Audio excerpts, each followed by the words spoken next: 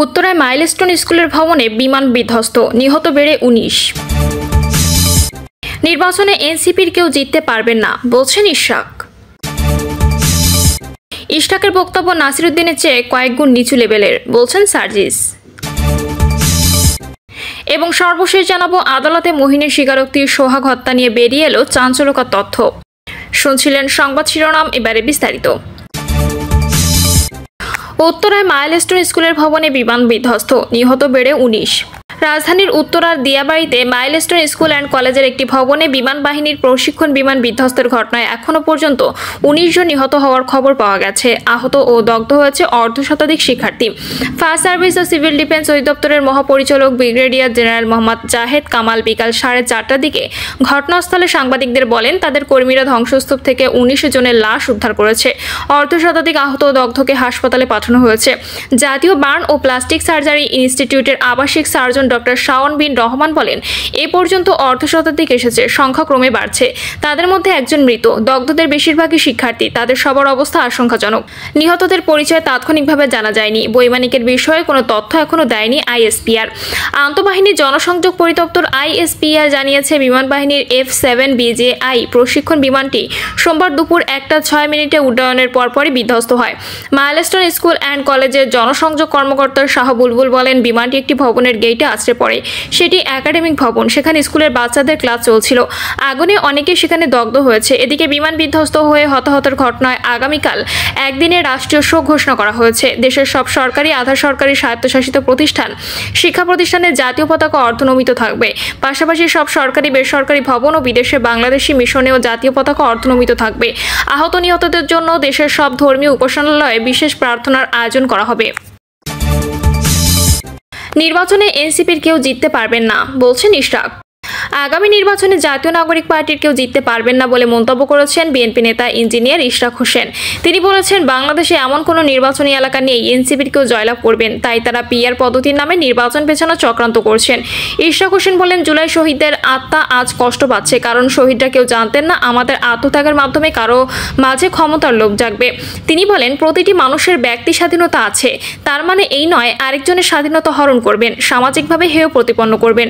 NCP আজকে যেভাবে শিষ্টাচার বহির্ভূত কথা বলছেন, সেটিকে গণতন্ত্র বলে না। তিনি আরো বলেন, কক্সবাজারে বিএনপি নেতা সালাউদ্দিন আহমেদ সম্পর্কে নাসিরুদ্দিন পাটোয়ারি যে শিষ্টাচার বহির্ভূত কথা বলেছেন, তার জন্য তাকে ক্ষমা চাইতেই হবে, নতুবা চকরিয়ার মতো সারা দেশের জনগণ তাদের অবাঞ্ছিত করবে। বিএনপির এই নেতা বলেন, আজকে দেশে কিছু হলেই এনসিপি জামাত বিএনপির দিকে আঙুল তাক করে। তারা ভালো মতোই জানেন, দেশে নির্বাচন অনুষ্ঠিত হলে বিএনপি জনগণের ভোটে নির্বাচিত হবে, তাই এক এক সময় এক এক অযৌক্তিক দাবি জানিয়ে নির্বাচন পেছানোর পায়তারা করছেন। ইশরাক হোসেন বলেন, আজকে জুলাই শহীদদের নিয়ে ফায়দা লোটা হচ্ছে। আমি জানতে চাই, জুলাই আহতদের এনসিপি জামায়াতের কতজন শহীদ হয়েছেন? এনসিপি নেতারা ভালোভাবে জানে, পর্দার আড়ালে এই আন্দোলন তারেক রহমান তত্ত্বাবধান করছেন এবং বিএনপি ও ছাত্রদল, যুবদলের নেতারা মৃত্যুর অগ্রভাগে ছিলেন। আজকে ক্ষমতার লোভে তারা বেমালুম ভুলে গেছেন।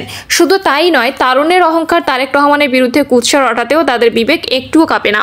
তিনি বলেন, গোপালগঞ্জে আওয়ামী সন্ত্রাসীদের হামলায় বিএনপি 3 জন নিহত হলো, তখন কেন এর প্রতিবাদ হলো না? রাষ্ট্রযন্ত্র কেন নিশ্চুপ ছিল? এনসিপি সমাবেশকে ঘিরে যে 5টি জীবন গেল, তার দায়ভার কে নেবেন? ইশরাক হোসেন আরো বলেন, কুমিল্লার মুরাদনগরে উপদেষ্টা আসিফ মাহমুদ সজীব ভুঁইয়া কি করছেন তার সবাই অবগত। একের পর এক খুন হচ্ছে, হত্যা হচ্ছেই।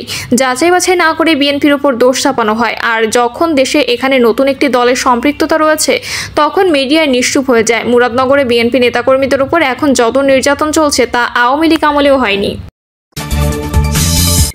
ইশরাকের বক্তব্য নাসিরুদ্দিনের চেয়ে কয়েক গুণ নিচু লেভেলের বলছেন সার্জিস। জাতীয় নাগরিক পার্টির মুখ্য সমন্বয়ক নাসিরুদ্দিন পাটোয়ারির সম্প্রতি বক্তব্যের জেরে তর্ক বিতর্ক চলছে। এর মাঝে বিএনপি নেতা ইশরাক হোসেনের একটি বক্তব্যের কড়া সমালোচনা করেছেন এনসিপির উত্তরাঞ্চলের মুখ্য সংগঠক সার্জিস আলম।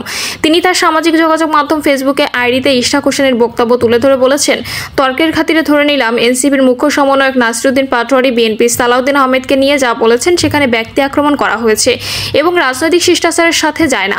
যদিও তিনি নাম উল্লেখ করেননি, কিন্তু তার পরিপ্রেক্ষিতে বিএনপির অন্যতম গুরুত্বপূর্ণ কোনো একজন মুখপাত্র জনাব ইশরাক হোসেন গতকাল তার বক্তব্যে যা বলেছেন তার উল্লেখযোগ্য কিছু লাইন যদি একটু দেখি, যেখানে মব অর্থাৎ বৈষম্য বিরোধী ছাত্র জনতা ও এনসিপিকে টার্গেট করে দেখবেন সেখানে তাদেরকে উলঙ্গ করে উচিত শিক্ষা দিয়ে বাড়িতে পাঠিয়ে দিবেন। নাসিরউদ্দিন পাটোয়ারি নামের একটা বেয়াদব বদমাইশ ছেলে এই ডার্বি নাসিরকে হুঁশিয়ারি দিতে চাই, মুখ সামলে কথা বলেন, তা না হলে আপনাদেরকে রাজনৈতিকভাবে ঘেরাও দিয়ে আপনাদের রাজনীতির ইতি আমরা সেখানে টেনে দেব। রাজনীতি অনেক দূরের কথা, এদেরকে প্রাইমারি স্কুলে পাঠিয়ে দেওয়া উচিত। ফেব্রুয়ারি থেকে নির্বাচন যদি একদিনও পেছানোর চেষ্টা করে তাহলে এই সরকারকে আমরা 1 ঘন্টাও রাখবো না। অন্তর্বর্তীকালীন সরকারের ম্যান্ডেট কি? কিছুই না। আমি মনে করি জনাব ইশরাক গতকালকে যা বলেছেন সেটা নাসিরউদ্দিন পাটোয়ারির বক্তব্যের চেয়ে কয়েক গুণ নিচু লেভেলের এবং রাজনৈতিক শিষ্টাচার বহির্ভূত। তার এই বক্তব্যে রাজনৈতিক শ্রদ্ধাবোধের বহিঃপ্রকাশ তো ঘটেইনি, বরং আওয়ামী লীগ তাদের সময় যেভাবে বিএনপি সহ অন্যান্য রাজনৈতিক দলগুলোকে তিরস্কার করে কথা বলতো সেই টোনে তিনি কথা বলেছেন। ক্ষমতাকে অপব্যবহার করা সর্বোচ্চ ক্ষোভ ঝেড়েছেন, আবেগ এবং রাজনৈতিক অপরিপক্কতা চূড়ান্ত এক্সিকিউশন দেখিয়েছেন।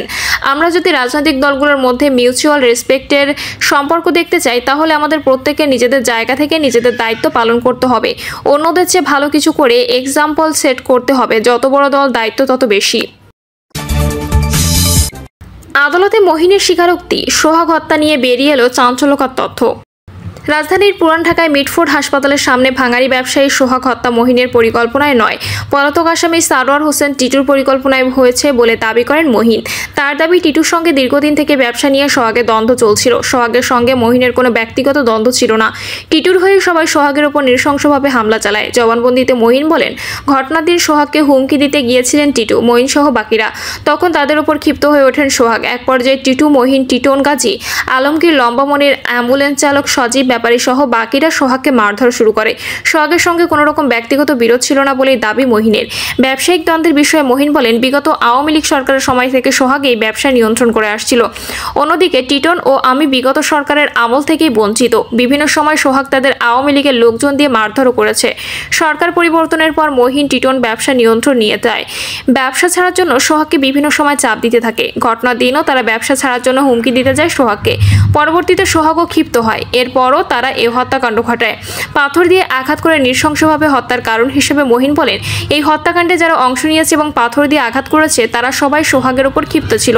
বিগত সময় সোহাগ প্রত্যেককে বিভিন্ন সময় হয়রানি ও মারধর করেছে। সে জমানো ক্ষোভ থেকেই সোহাগের উপর এই নৃশংসতা চালানো হয়। এছাড়া সংশ্লিষ্ট সূত্র থেকে জানা যায়, ভাঙাড়ি ব্যবসা নিয়ন্ত্রণ নিয়ে টিটন ও মহিনের সঙ্গে যোগাযোগের সোহাগের দীর্ঘদিন বিরোধ চলে আসছিল, যার কারণে পূর্ব বিরোধের জেরে পূর্ব পরিকল্পিতভাবে সোহাগকে হত্যা করা হয়। এই মামলা 2 নম্বর আসামি সারোয়ার হোসেন টিটু এখনও পলাতক। তাকে গ্রেপ্তারের অভিযান চলমান রয়েছে বলে জানিয়েছেন তদন্ত সংশ্লিষ্ট সূত্র। এ বিষয়ে মামলা তদন্ত কর্মকর্তা কোতোয়ালি থানার ওসি মোহাম্মদ মনিরুজ্জামান বলেন, এ মামলার গ্রেপ্তার 9 আসামির মধ্যে 5 জন আদালতে দায় স্বীকার করে জবানবন্দি দিয়েছেন। তাদের দেওয়া তথ্য যাচাই বাছাই করা হচ্ছে। একই সঙ্গে ঘটনায় জড়িতদের গ্রেপ্তারে আমরা অভিযান অব্যাহত রেখেছি। আদালত সূত্রে জানা যায়, রিমান্ড শেষে তাকে আদালতে হাজির করা হয়। এ সময় আসামি মহিন স্বেচ্ছায় স্বীকারোক্তিমূলক জবানবন্দি দিতে সম্মত হন। পরে মামলা তদন্ত কর্মকর্তা কোতোয়ালি থানার ওসি মোহাম্মদ মনিরুজ্জামান ফৌজদারি কার্যবিধির 164 ধারায় তার জবানবন্দি রেকর্ড করতে আবেদন করেন। আবেদনের পরিপ্রেক্ষিতে আদালত তার জবানবন্দি রেকর্ড করেন। এরপর আদালত তাকে কারাগারে পাঠানোর আদেশ দেন। এর আগে 10 জুলাই প্রথম দফায় 5 দিন ও 15 জুলাই দ্বিতীয় দফায় মহিনের আরও 5 দিনের রিমান্ড মঞ্জুর করেন আদালত। এ মামলায় এখনও পর্যন্ত 9 জনকে গ্রেপ্তারের কথা জানিয়েছে পুলিশ। তারা হলেন মাহমুদুল হাসান মহিন, টিটন গাজী, মোহাম্মদ আলমগীর, মনির ওরফে লম্বা মনির, তারেক রহমান রবিন, সজীব ব্যাপারী, মোহাম্মদ রাজীব ব্যাপারী, নান্নু কাজী, রিজওয়ান উদ্দিন ওরফে অভিজিৎ বসু। এদের মধ্যে 17 জুলাই লম্বা মনির, আলমগীর ও টিটন এবং 19 জুলাই আসামি সজীব ব্যাপারী আদালতে দায় স্বীকার করে জবানবন্দি দেন। এছাড়া রিমান্ড শেষে রাজীব কারাগারে আটক রয়েছে। প্রিয় দর্শক, এই ছিল এখনকার সর্বশেষ সংবাদ। আপডেট সব সংবাদ পেতে চ্যানেলটি সাবস্ক্রাইব করে বেল আইকনটি ক্লিক করে রাখুন।